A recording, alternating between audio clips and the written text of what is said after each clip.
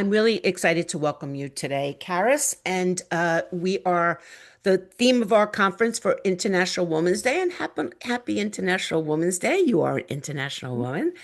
Today is about make your move, and it is about ownership, owning your expertise, owning your ambition, owning your next step. And in this conversation and all the ones that we're having today, we're going to explore what it takes to move with purpose and with impact.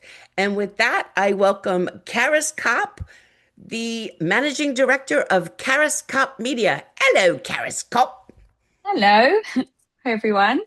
I'm Karis. As Deborah said, I'm the managing director and founder of Karis Copp Media, and we are a B2B PR and communications agency specializing in and solely focused on print and surrounding industries. I want to start with your career journey, Mhm. and how you ended up where you are now in just the linear sense up to when you decided to start Karis Cop, and then we'll take it from there after. Sure. So I was thinking about this when I was thinking about the making your move theme and kind of what that meant to me. I think I was thinking about, I talk a lot about starting the business and, that big step, but really thinking about it and taking it back a little bit. And I was kind of thinking how proud I was of those steps I took to even not just move my career forward, but start my career, but before I did, I worked in a pub, which I loved, but it wasn't a career. It was a job. I thought I was the kind of person that had a job and paid the bills rather than had a career. I didn't have a university degree. I didn't have any experience. So I just kind of thought this is what I do. And then I had an opportunity to uh, apply for a journalism internship, which was kind of a whim to apply for. It was a government scheme, so everything was paid for. And I think, I knew what I didn't have, but I did have passion, and I knew I had talent as well. I knew that I could be a journalist. I knew that I was a great writer. I was a curious person. I knew I could do it, even though I didn't have, the education you would normally associate with it. So I took that plunge, and looking back, I don't think it's something I would do now. I was in my early 20s and moved to another country for a few months and stayed with a host family. I mean, it was Ireland, so it's only next door, but it still counts. It's still a different different country. And worked at what was a trade publication, and I just loved it so much, and that kind of kick-started um, my career, but also my belief in myself that I could do something that I wanted to do. It seemed so crazy to, enjoy your job and kind of want to move forward. And yeah, that's what brought me to print, because I got my first journalism job just happened to be a trade publication in the print industry, because they're based in Bristol, in the UK, which is where I am. And yeah, a few years later, I moved into PR, still in the print industry, and then I started my own business in 2018, I believe, and here we are. Your mom was a writer, is that Yeah, correct? So, yeah. was it something that you believe was like passed on to you? Like, where did this belief that you could do it and you were a great writer come from? It's a good question. Yeah, my mum actually was the same. She didn't have a degree. She got a Saturday job. Once me and my brother were a bit old, she was in the newsroom at the newspaper here, and she would just open the mail, you know, and then she started kind of pushing and asking for little jobs. And before the end of it, they were letting her write things and go on press jobs. So she did an amazing thing, because she didn't have the career or the experience either, but she had talent. And yeah, I was kind of the same. I don't know where the belief came from, really. I think it was just, sometimes you just know that there's something you want to do, there's something you have a passion for. And um yeah, I think Isabel put so many things so perfectly there, like just trusting yourself, know what you want to do, and know what you don't want to do. I was thinking, I was kind of floating along. But when I look back, I wasn't happy, I wasn't fulfilled. I was kind of resigned to doing something that really, if I look back, that wouldn't have been what I wanted from my life. I wanted to do something I had a passion for. So yeah, I think it was a turning point where I finally thought, yeah, I can do this. When so you move from writing for trade pub, and then the next time I think, or at least the first time I think I saw you was when you were actually on TV. Karis from the internet. You were doing reports for, is it Print Monthly? Was that Yes. the yeah? So Yeah. so now you're behind the scenes writing things, and all of a sudden, boom! Now you're literally sitting behind a news desk reporting the news. Was that something you felt comfortable doing at the time? Yeah. Yeah. I love doing that. That was kind of after a little while part of the job of working for the trade publications. They had their bulletins, they did video reports from events all over the world.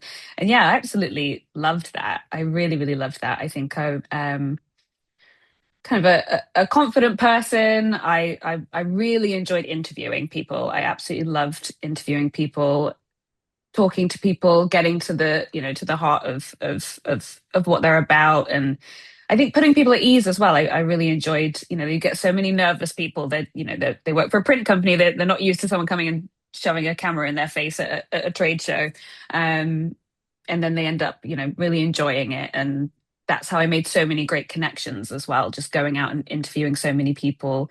And about 10 years into working in the print industry, there's people that I've known for 10 years, like you, and many other people that are still in the industry, which is incredible. And people that you think, wow, I've known you for 10 years.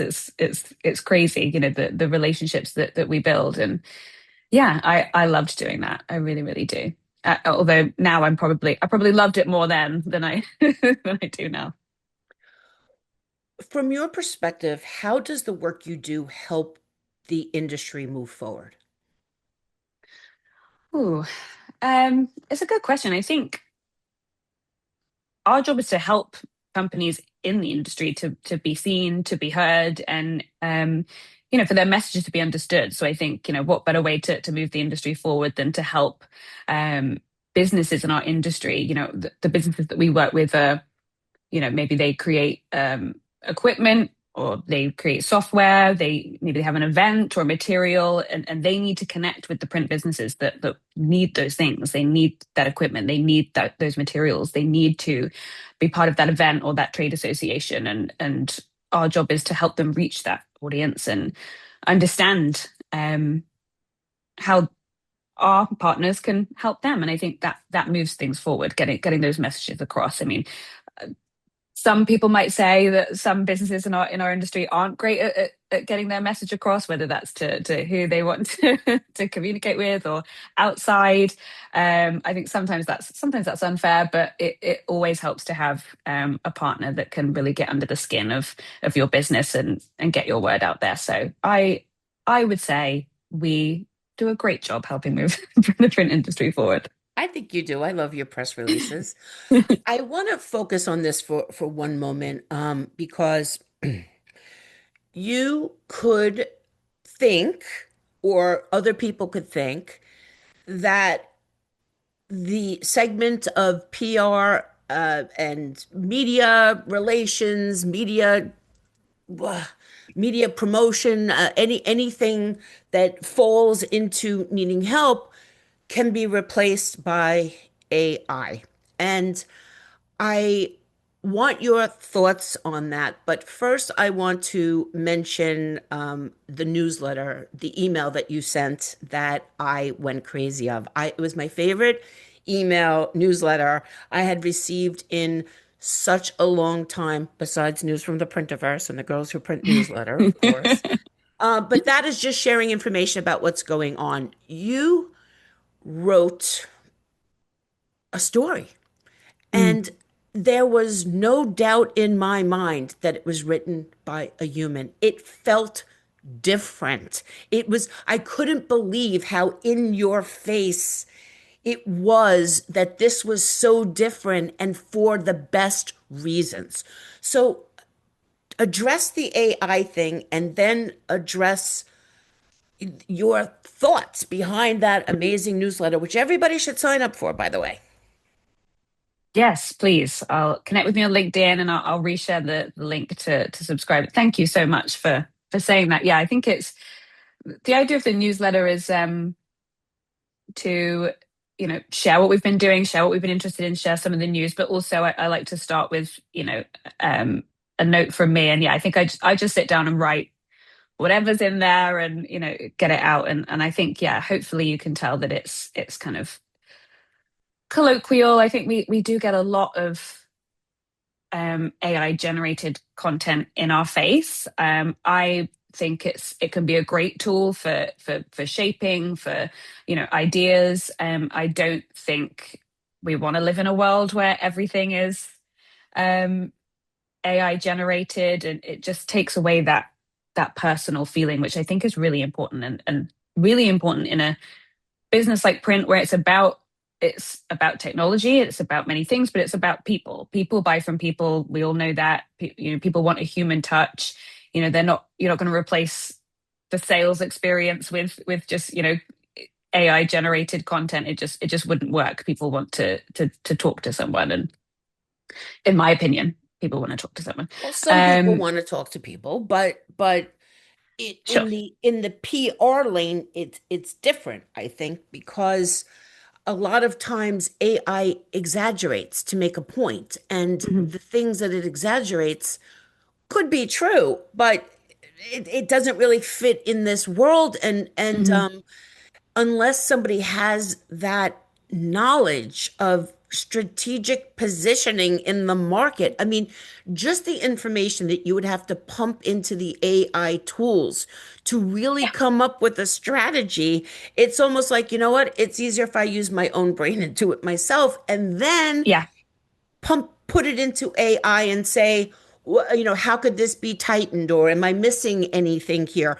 I like to use it to challenge me. I think it's a great Mhm. challenge tool Yeah. because working by myself, I'm like, oh, I have an idea. That's a fantastic idea. So every idea Yeah. I have is fantastic because there's nobody to say, and how are you going to do that? How are you going to Yeah. make that come to life, Deborah? That's a great idea, but no, time to move on and let that one go. So, last Yeah. words on just the fact that I know there are people out there saying, I don't need help with my marketing anymore. I don't need help with my Mhm. press releases anymore. Look, I'm the worst at writing press releases, as you know.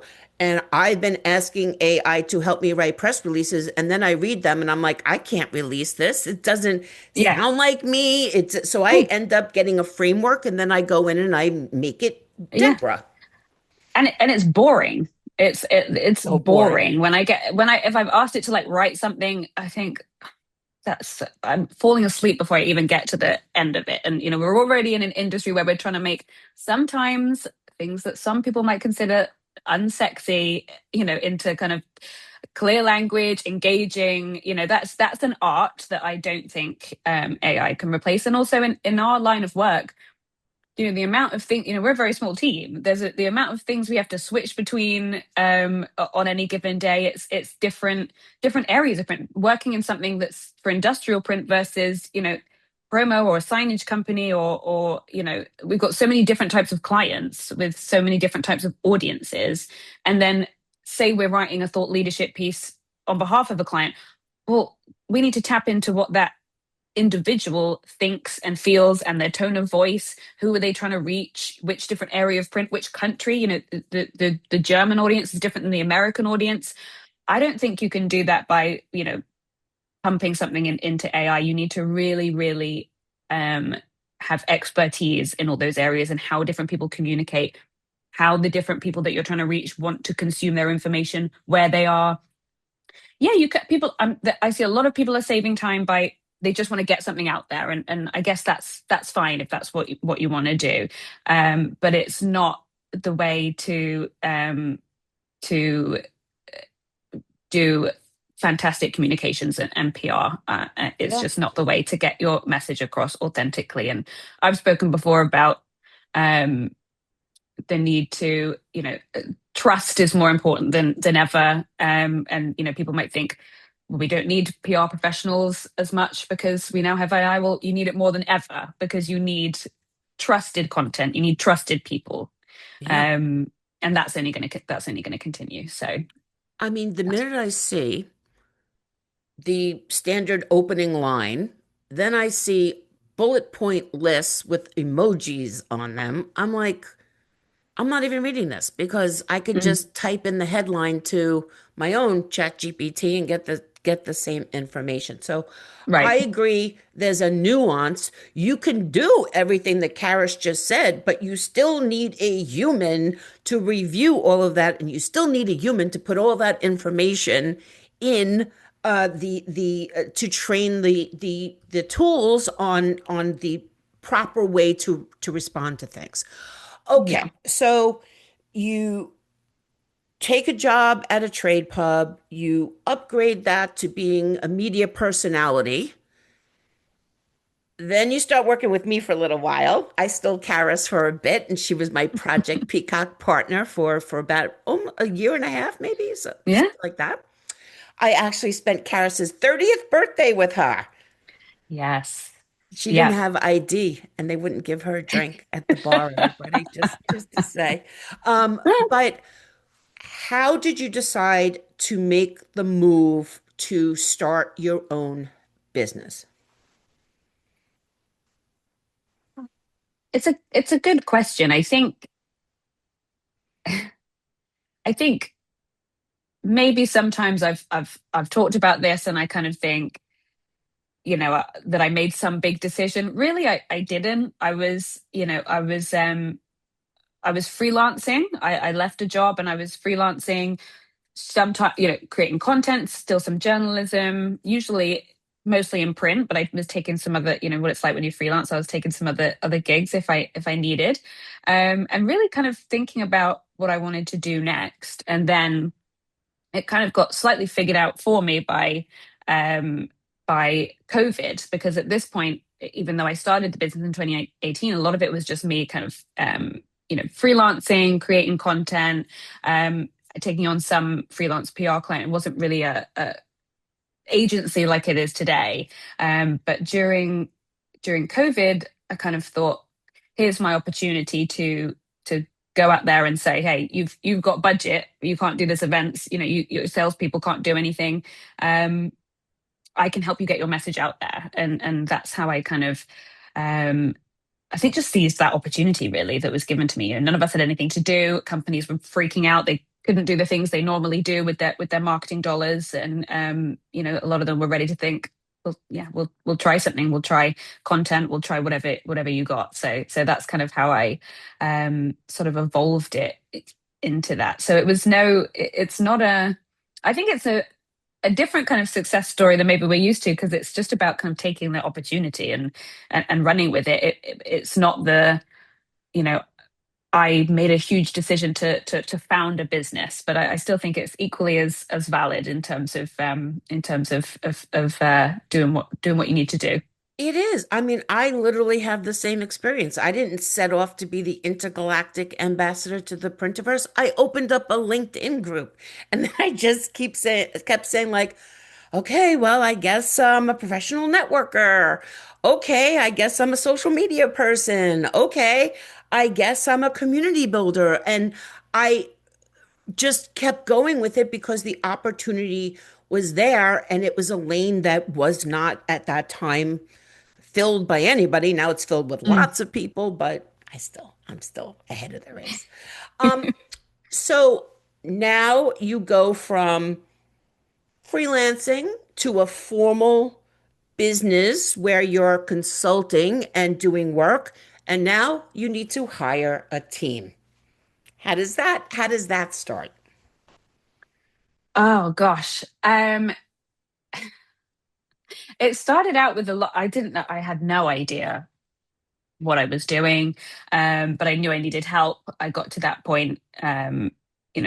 pretty quickly that it was really overwhelming, and I started working with some contractors, some freelancers, and that was great. Some are better than others. Some were great lessons about what how to be a leader. I think there's that was a great start actually for kind of teaching myself some things about how you lead as well, because it's I think there was a time where I maybe was a little afraid of who am I to tell someone what they should be doing, or who am I to correct someone on that kind of thing. But you figure out pretty quickly that it's not only the kindest thing to do, but you won't have a business if you just tell everyone, yeah, that's great, when it when it's not. So that was kind of a good intro. And then in 2024 or three, January 2024, I brought on my first permanent member of the team, Kerry, and she had experience in working in PR for the print industry, which how I found someone that needed a job and was looking and had experience working in print was a miracle, and she's been absolutely fantastic and is still with us. And then in 2020, late in 2024, I can't remember. Then we brought on Karis Evans in 2024, I think, who had a similar path to me, in that she'd worked at Print Monthly and Signlink in the UK. And yeah, she was just the right time for her to start something new. And so now there's three of us and some contractors that we work with as well, and hopefully we'll be adding to the team at some point before too long as well. Wow, amazing. I didn't realize you were growing. How cool is that? I think other Karis is in the chat. She can tell us when you hired her since you don't remember. I know. What They're all advice? blurring into one. All the years are blurring into one. You know how Well, it now is. you have two Karises and a Kerry. So, Yeah. there you go. October 2024, she Oh, said. thank you. Thank you, Karis. I don't remember it being. I was thrown off about that it was that close together, but I guess it was. Time Good. What? flies when you're having fun. There you go. What advice would you give to women who are thinking about their next move and even thinking about going out on their own? Ooh, I think I was listening to Isabel answer this before, and it was so spot on with kind of my thinking as well. I think there's an important balance between making sure you do all your research, making sure you're well informed, making sure you're talking to others, and you're weighing up a decision, and trusting your gut. You kind of need both those things. I think you need to listen to yourself. Um, that we might all have had an experience of this in sometimes, but sometimes there's an opportunity that seems perfect on paper. It's everything that you think you should be doing. It's everything that maybe society has conditioned you should be doing, what your family should be doing, what your friends think you should be doing. And that's not always what you should be doing. You need to listen to what you want to do, and trust yourself. You could present something to someone, and maybe there's an opportunity in this company that's going to put you on the path that you want to be on, but it's a sidestep. Or there's something in your company that's more money and a step up. You explain that to a friend, and they might think, I don't understand. Obviously, take more money and the better job title, but they don't know you, and what you think. You might feel like you're not on the right path, and this is an opportunity to get you on the right path. Um, it isn't always more money, or what might look better on LinkedIn or your resume. Sometimes it's it's really tapping into what you want, not what you think you should be doing, not making decisions out of fear, that you're not enough, or that you want to be perceived a certain way and you don't think you will be unless you take this path. So yeah, I think really, really trust yourself, but don't make rash decisions or leaps, especially when you're going out on your own. It's there's a lot of content out there, if you're looking for it, saying go for it, and I think that's valid, but just make sure it's not easy. You have to absolutely love it to work for yourself or to run a business. You have to really love it, because there'll be times when you really hate it, and you have to have that balanced out with, what else would I be doing? I couldn't do anything else but this. So yeah, make sure you really think about it. Make sure you love what you're doing because it's hard. You're an avid reader, so I am really interested in your answer to this question. If you wrote your career memoir right now, what would the title be and who would you ask to write the forward? And I am available, by the way, if Would you write something nice about me? no. Okay, then no. Okay, I think I would call it relax, you'll figure it out. Because I think if I was to go back and tell myself something that I wish I could go back in time and tell myself like 20,000 times, it's relax, you'll figure it out because You're I getting always lots of figured it love for out. that. Yeah, it either I figured it out or it got figured out for me or I couldn't have done anything or I learned a lesson. Whatever it is, you I can guarantee it was not helped by stress and anxiety and all the time I've agonized over something. Like that didn't change anything, it didn't improve anything. So yeah, relax, you'll figure it out. And I think I might be breaking the rules of the forward question, but I think I would like my younger self. I'll go back in time and get my younger self to write it because then she can read it and then she can relax and figure it out. So that's my book. I love that so much, and I am totally taking that on as my mantra right now. Relax. You'll figure it out. And you're so right about that because all you're doing is putting yourself in this loop of being stressful, of being Mm, stressed out and freaking out and maybe being snippy towards others or, whatever it might be, instead of just saying, okay, relax, it'll all work out. It's almost like the advice Pat McGrew gave me when I first met her. And she was like, just say yes to everything and then figure it out later. Because if yeah. you don't do that, you're going to say no to everything because you Yeah. don't have it figured out. So it's sort of like leap before you're ready to, land, so to speak, but, Yeah. stick the landing, as they Yeah. say. Karis, thank you so much for everything. Sandy's going to pop your link into the chat, and I highly recommend you connect with both Karises, the other Karises in the chat, and sign up for Karis's newsletter. It is not, you shouldn't even call it a newsletter. You should think of a different name for it because I just really loved it. And I hope that your, what is it, was it dry January and drink February? I hope you made it through. I think so.